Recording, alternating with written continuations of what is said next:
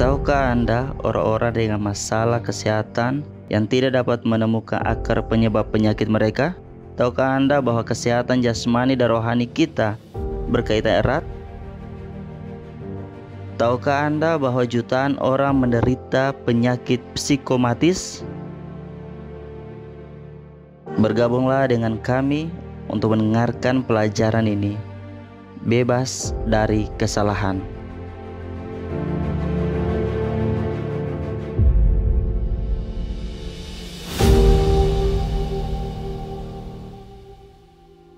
Sangat penting untuk memahami hubungan erat antara kesehatan jasmani dan kesehatan rohani. Ada banyak orang yang sakit secara jasmani. Yang akar masalahnya adalah dosa. Dan oleh karena itu, kita tidak akan pernah sehat sepenuhnya jika dosa-dosa kita belum diampuni. Itulah yang diajarkan Tuhan Yesus kepada kita dalam Markus 2 ayat 1 sampai 12. Dia adalah orang yang sangat ingin disembuhkan. Dagingnya yang berbau busuk dan berwarna abu-abu menyebabkan dia putus asa. Penyakitnya adalah akibat dosanya. Penderitaannya bahkan lebih besar karena penyesalan atau rasa bersalah. Dia ingin bebas dari penderitaan mental dan fisiknya. Dia melakukan perjalanan dari satu tempat ke tempat yang lain dan mengunjungi banyak dokter, tapi mereka semua setuju pada satu hal. Mereka mengatakan kepadanya bahwa penyakitnya tidak ada obatnya dan bahwa murka ilahi Tuhan telah menimpanya. Mereka berkata bahwa Tuhan telah meninggalkannya. Dia telah memasuki kondisi putus asa dan menderita. Ya, penyakitnya mengganggunya. Tetapi yang paling membuatnya tertekan adalah beban dosa yang ia pikul ke atas dirinya sendiri. Itulah yang menyiksanya dan mengganggu jiwanya. Saya ingat suatu hari bertemu seorang yang sering memiliki kebiasaan atau tindakan gugup.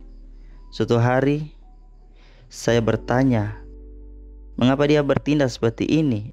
Dan dia berkata, saya akan memberitahu Anda sesuatu yang tidak diketahui siapapun. Itulah sesuatu yang benar-benar menekan saya, membunuh saya dari dalam, dan mempengaruhi kesehatan saya. Saya telah membunuh 3 anak saya. Ada keinginan. Kata-kata itu mengejutkanku. Dia kemudian melanjutkan berkata, saya telah melakukan 3 aborsi dan seringkali saya memikirkan tentang anak-anak yang berlarian di sekitar rumah saya. Ini adalah sesuatu yang tidak bisa saya maafkan untuk diri saya sendiri. Itulah yang membunuh saya. Saya mengingat ini setiap hari dan karena itu tidak memiliki kedamaian dalam hidup saya. Kita sering membuat kesalahan dan dosa dalam hidup kita dan kemudian mengalami kesulitan untuk mempunyai orang lain.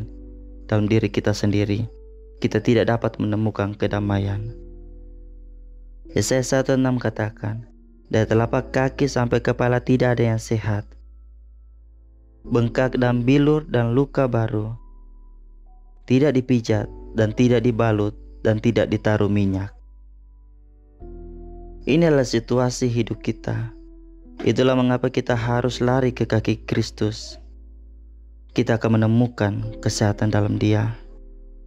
Yesaya 1:18 katakan, marilah, baiklah kita berperkara firman Tuhan. Sekalipun dosamu merah seperti kermisi, akan menjadi putih seperti salju. Sekalipun berwarna merah seperti kain kesumba, akan menjadi putih seperti bulu domba. Juga Yesaya katakan, Akulah dia yang menghapus dosa pemberontakanmu, oleh karena aku sendiri, dan aku tidak mengingat-ingat dosamu. Kata-kata yang indah. Sungguh luar biasa mengetahui bahwa jika saya mengatur hidup saya dengan Tuhan, Dia akan mengampuni saya dan melupakan semua kesalahan saya. Kita mungkin telah sering menyakiti hati Tuhan, dan itu pasti membuat kita gelisah. Tetapi jika saya pergi kepada Yesus, Dia akan mengampuni dosa-dosa saya dan saya akan menemukan kesembuhan yang saya butuhkan. Suatu hari teman pria lumpuh itu datang dan berkata kepadanya, kami telah menemukan seorang pria luar biasa. Dia membuat orang bisu berbicara. Dia memberi penglihatan kepada orang buta dan pendengaran kepada orang tuli. Dia juga membuat orang lumpuh berjalan. Ketika dia menyentuh orang sakit, mereka disembuhkan. Orang lumpuh ini ingin percaya. Dia sangat ingin percaya, tetapi dia sulit mempercayainya. Dia kemudian mengingat akan penyakitnya, dan itu adalah buah dari ketidaktaatannya, buah pelanggarannya. Seringkali musuh menempatkan pikiran negatif ini dalam hidup kita, menghalangi kita untuk mendekati Kristus yang dapat membebaskan kita dari beban dosa kita. Iblis ingin kita diikat atau dirantai sepanjang waktu, jauh dari Tuhan. Orang lumpuh ini disembuhkan, tapi yang paling dia inginkan adalah menerima pengampunan dan kedamaian dari sorga. Dia tidak khawatir tentang kematian. Pikiran orang lumpuh itu, bagaimana saya bisa mendapatkan orang yang begitu istimewa seperti Kristus? Dia merasa terlalu tidak berharga. Tapi Alkitab berkata dalam 1 Timotius 1:15, berkata ini benar dan patut diterima sepenuhnya. Kristus Yesus datang ke dunia untuk menyelamatkan orang berdosa. Di antara mereka, akulah yang paling berdosa. Marilah kepadaku, semua yang letih lesu dan berbuah berat. Aku akan memberikan kelegaan kepadamu. Dia menerima undangan dari teman-temannya untuk pergi ke Yesus. Tuhan sedang mengetuk pintu hatinya. Wahyu 3:20. Lihat aku berdiri di muka pintu dan mengetuk. Jikalau ada orang yang mendengar suaraku dan membukakan pintu, aku akan masuk mendapatkannya, dan aku makan bersama-sama dengan dia, dan dia bersama-sama dengan aku. Katakanlah, berapa kali Anda mendengar suara Yesus memanggil Anda? Pria lumpuh itu punya teman, dan mereka mengambil tindakan.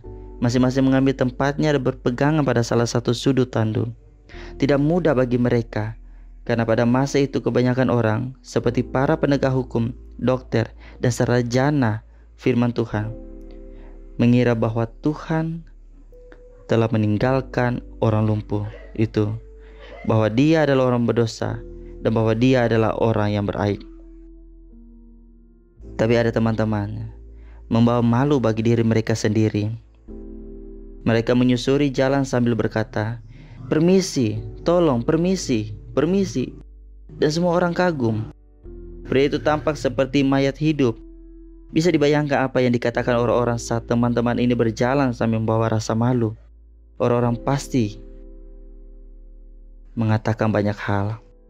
Tetapi teman-teman dengan tegas melanjutkan langkah demi langkah, tetap setia pada misi mereka. Teman-teman, orang lumpuh itu menunjukkan belas kasihan, kebaikan dan iman. Mereka tidak peduli apa yang orang katakan. Ejekan tidak ada artinya bagi mereka selama teman mereka akan disembuhkan. Itu adalah kebiasaan bagi mereka untuk membawa orang lumpuh itu melalui jalan-jalan, karena cinta dapat melakukan begitu banyak hal. Karena begitu besar kasih Allah ke dunia ini, sehingga Ia telah mengaruniakan anaknya yang tunggal, supaya setiap orang percaya kepadanya tidak binasa, melainkan beroleh hidup yang kekal. Tidak ada kasih yang lebih besar daripada kasih seorang yang memberikan nyawanya untuk sahabat-sahabatnya. Kita sekalian sesat seperti domba. Masing-masing kita mengambil jalannya sendiri. Tetapi Tuhan telah menimpakan kepadanya kejahatan kita sekalian. Yesus datang dari sorga, tinggal di antara kita, menderita bagi kita, pergi ke salib Kalvari, dan menanggung segalanya karena Dia mengasihi kita dan ingin membebaskan kita dari kesalahan dosa. Semua orang heran dengan kondisi si lumpuh. Dan bukan hanya karena kecatatannya, tapi karena dia seperti orang mati yang ingin hidup kembali. Tidak ada yang menghargai atau mementingkan orang ini. Tetapi orang lumpuh di dalam hatinya menyimpan pemikiran bahwa orang-orang yang disebut Yesus ini memiliki kekuatan untuk mengampuni dosa-dosanya dan memberikan kesembuhan. Maka datanglah orang-orang berkerumun sehingga tidak ada lagi tempat. Bahkan di muka pintu pun tidak. sementara ia memberikan firman kepada mereka. Ada orang-orang datang membawa kepadanya seorang lumpuh digotong oleh 4 orang. Karena mereka tiba, mereka tidak percaya dengan apa yang mereka lihat. Banyak orang berkumpul di rumah Petrus. Ada orang-orang yang ingin tahu, orang-orang yang berprasangka buruk, para ahli hukum. Kemudian ada yang membutuhkan perhatian, tidak ada yang hilang. Seringkali ada rintangan manusia yang menghalangi kita untuk menjangkau Kristus. Tetapi kita harus belajar untuk tidak melihat pada manusia dan lebih baik untuk mengarahkan pandangan kita pada Yesus. Permisi, silakan. Permisi, tidak dapat. Permisi, tolong. Kami membahas seorang pria lumpuh yang perlu disembuhkan. Tidak ada. Tolong, biarkan kami lewat. Lihatlah pria ini. Dia membutuhkan Yesus. Tidak ada jalan untuk masuk. Orang lumpuh itu melihat pemandangan itu dengan kesedihan yang luar biasa. Dia begitu dekat, namun masih jauh dari kesembuhan. Akan selalu ada batu di sepanjang jalan. Akan selalu ada pencobaan dan masalah yang menghalangi kita untuk berdiri di kaki Yesus. Iblis akan melakukan segala yang dia bisa untuk mencegah kita datang kepada Kristus. Tetapi lebih besar mujizat yang datang setelah masalah itu. Di sanalah kita memperkuat iman kita dan membuat pengalaman yang luar biasa dengan Tuhan kita. Di sanalah kita tersungkur di kaki Kristus dan memiliki pengalaman yang luar biasa. Dan karena mereka tidak dapat mendekatinya karena banyaknya orang, mereka menemukan di mana letak atap itu. Yesus telah menyentuh hati teman-teman orang lumpuh itu dan tidak ada jalan kembali. Satu-satunya cara untuk mencapai Kristus adalah dengan masuk melalui atap. Keberanian yang luar biasa, kreativitas yang luar biasa, betapa rindu untuk dibebaskan dari kesalahan dosa. Orang lumpuh tidak dengan mudah membuang harapan satu-satunya untuk disembuhkan. Yesus adalah satu-satunya harapan kita untuk bebas dari kesalahan dosa. Ketika Tuhan Yesus menyamah kita, kreativitas kita, karunia kita, dan bakat kita tumbuh dan berkembang. Membuat atap terbuka, mereka menurunkan tempat tidur, tempat orang lumpuh itu berbaring. Itu membuka atap, waktu dan tempat cerita ini. Atap bukanlah sembarang atap. Itu kokoh dan tangguh. Bayangkan 5 orang di atap. Bukan tugas yang mudah untuk membuka atap.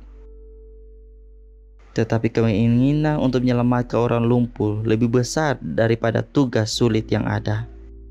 Yesus tahu tentang segala sesuatu yang terjadi dengan pria lumpuh itu. Dan dia membiarkannya begitu. Iman adalah otot yang harus tumbuh dan harus dilatih. Seorang anak Tuhan akan selalu menemukan rintangan dalam hidup. Dia akan selalu melalui saat-saat yang membutuhkan imannya untuk dipegang teguh. Iman adalah kekuatan bagi pemenang. Pria lumpuh itu mengerjakan imannya. Firman Tuhan mengatakan, dan doa yang lahir dari iman akan menyelamatkan orang sakit itu, dan Tuhan akan membangunkan dia. Dan jika ia telah berbuat dosa, maka dosanya itu akan diampuni. Yesus berkata, karena kamu kurang percaya, sebab aku berkata kepadamu, sesungguhnya sekiranya kamu mempunyai iman sebesar biji sawi saja, kamu dapat berkata kepada gunung ini, pindah dari tempat ini ke sana, maka gunung ini akan pindah, dan takkan ada yang mustahil bagimu. Ketika Yesus melihat iman mereka, dia berkata kepada orang lumpuh itu, anakku, dosamu sudah diampuni. Itulah dia di kaki Kristus. Tidak ada yang mengucapkan sepatah kata pun. Ada keinginan yang mematikan karena semua orang tercengang. Pria lumpuh itu menatap Yesus. Yesus mengenalnya dengan baik. Kristus tahu semua yang telah terjadi, bahkan sebelum orang ini mencapai kakinya. Matanya mengatakan itu semua. Beban keputusasaan berguling dari jiwa orang yang sakit. kedamaian pengampunan terletak pada rohnya dan sinarnya pada wajahnya. Sakit fisiknya hilang dan seluruh keberadaannya diubahkan. Orang lumpuh yang tidak berdaya disembuhkan. Orang berdosa yang bersalah diampuni. Mengapa Yesus pertama kali mengatakan bahwa dosa-dosamu telah diampuni? Mengapa dia tidak memberitahunya bahwa Anda sudah sembuh? Karena akar penyakitnya adalah dosanya. Ada banyak orang sakit hari ini dengan berbagai masalah. Sama seperti orang lumpuh itu, mereka perlu bertemu Kristus. Yohanes berkata, "Damai sejahtera ku tinggalkan bagimu, damai sejahtera ku berikan kepadamu. Dan apa yang kuberikan tidak seperti yang diberikan oleh dunia kepadamu. Janganlah gelisah dan gentar hatimu. Besarlah ketentraman pada orang-orang yang mencintai Tauratmu. Tidak ada batu sandungan bagi mereka." Dalam ayat 10 dan ayat 11 Yesus berkata, "Tetapi supaya kamu tahu bahwa Anak Manusia memiliki kuasa di bumi untuk mengampuni dosa." Dia berkata kepada orang sakit yang lumpuh, "Aku berkata kepadamu, bangunlah dan angkatlah tilammu dan pergilah ke dalam rumahmu." Kulitnya mulai membentuk kembali dari dirinya sendiri. Terbentuk kembali. Diubah menjadi kulit yang awet muda. Pria lumpuh itu mulai bergerak dan tidak percaya. Tiba-tiba dia bangun. Semua orang tercengang. Dia mengalami kegembiraan mutlak. Tetap terdiam. Ia mengangkat aku dari lubang kebinasaan, dari lumpur rawa. Ia menempatkan kakiku di atas bukit batu, menetapkan langkahku. Dia yang mengampuni segala kesalahanmu, yang menyembuhkan segala penyakitmu. Dan orang itu pun bangun, segera mengangkat tempat tidurnya, dan pergi keluar di hadapan orang-orang itu, sehingga mereka semua takjub, lalu memuliakan Allah. Katanya, "Yang begini belum pernah kita lihat." Orang lumpuh yang ditemukan dalam Kristus menyembuhkan baik jiwa maupun tubuh. Pemulihan spiritual diikuti dengan pemulihan fisik. Pelajaran ini tidak boleh diabaikan. Saat ini ada ribuan orang yang menderita penyakit fisik yang seperti orang lumpuh, merindukan perkataan, "Dosa-dosamu telah diampuni." Saudara-saudaraku yang kekasih, Tuhan Yesus Kristus adalah satu-satunya yang memiliki kuasa untuk membebaskan kita dari apa yang sangat mensengsarakan kita, beban dan kesalahan dosa. Kita hanya bisa beristirahat ketika kita tersungkur di kaki Kristus dan diampuni. Buatlah keputusanmu. Yesus Kristus menunggu untuk mengampunimu, dan Dia ingin membebaskanmu dari semua beban yang menimpamu. Semoga Tuhan memberkatimu.